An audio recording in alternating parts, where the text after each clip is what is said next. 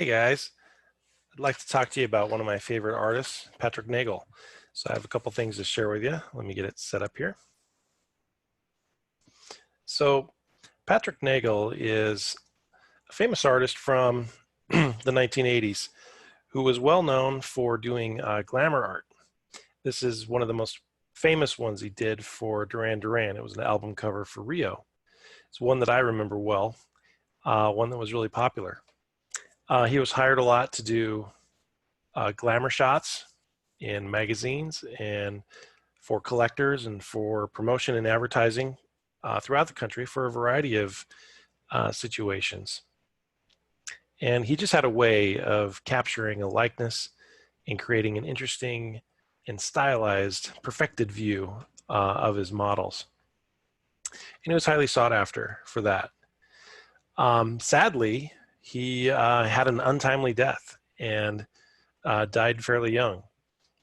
As I understand it, he died on February 4th in 1984. And at least if you can believe Wikipedia, he had participated in some sort of celebrity fitness event and died of a heart attack shortly thereafter. So interesting circumstances for sure. But I like to use him as an example for Illustrator class.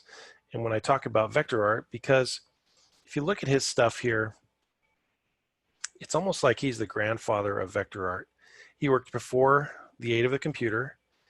He was working by hand, but he had such deliberate, stylized, and refined lines that it looks very similar to what we achieve with vector lines and stylized graphics today. And so for me personally, I've always looked at his artwork for inspiration when working in Illustrator. So here he is at his work table. You can see he's got a few of his tools in the background, a nice big drafting table, some T-squares and other pencil guides to create those perfect lines.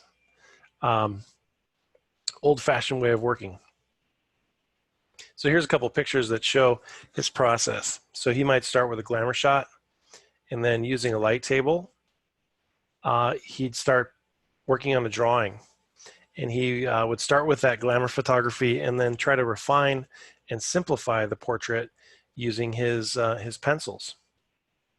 At some point, depending on the production method, this would be transferred to a larger illustration board or maybe even a canvas to be painted, focusing on the line art first and then adding color in stages to get that silhouette effect.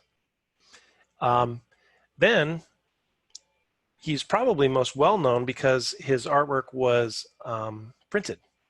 And so you could take one of his originals and then printers would be hired to convert them into what we call serigraphs or screen printed posters. Now that process back then without the computer required something called rubylith. And a lot of people don't know what that is anymore. But those of us that had the chance to play with it, it's a big clear sheet with a red vinyl attached to it. And what you would do is put it over the top of your drawing, and using an X-Acto blade, you would actually cut away the rubylith to reveal areas that were going to be used for creating a stencil where you would apply color through a screen onto a print. And you would make a different set of rubyliths for every color. And the red area that would remain would act as a blockout in the Lightroom when you exposed your printing screens. And so this was a very laborious process. And it took a lot of craftsmanship going from the original drawing, the original artwork, all the way through using an X-Acto blade, keeping a steady hand, and making those stencils. Then once you had your screens, you could do a print one color at a time and make your poster. Here's a picture of Patrick Nagel in the print shop. You can see they've got a drying rack over here on the side. I don't know what they're looking at here, but looks like maybe a proof, or they're planning for a print. And so just imagine that each one of these colors was printed one at a time in a separate hand-printed process to make these posters. Now, interestingly enough, after his death, I understand that there were a lot of bootleg posters that were out there. So even though this is such a beautiful process, created such beautiful art, there are a lot of knockoffs. And so his posters really fell down in value. And of course, I got one. In fact, a really dear friend of mine gave me this poster from her collection, and I've always appreciated it. It hangs with pride in my studio to inspire me. Can't quite see it in the photo, but it has a metallic ink applied to it, and if it could be authenticated, it does have his signature. So something I'm proud of. Now, if you want to take all that and look at that as inspiration, that's where these started coming from.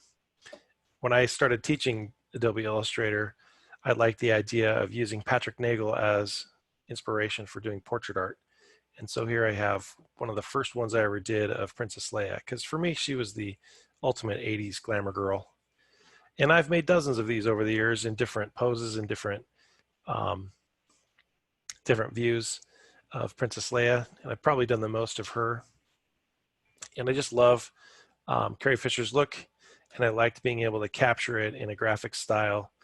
And people tend to like them too. Now I've continued to branch out and work on this style. I kind of feel like I'm carrying on the legacy a little bit. Me also being named Patrick, I feel like it's okay to be inspired by this artist. And I've carried it over into my own version of stylized art. And so this is some recent stuff I've done where I've tried to invent my own coloring style, my own way of doing the line art and the coloring and the detail. This one in particular is inspired by the color scheme that was in the original photo that I took that shows kind of like a sunset. It was a warm day, pretty picture, pretty view, pretty model. So it was a nice image I wanted to capture. And here's another one with kind of the reflective sunglasses and the stylized highlights and shadows. So there you have it. You can find inspiration for your vector art anywhere. And for me, I like going back to my childhood favorites. And with that, I'm going to bid you guys farewell. Thanks for listening.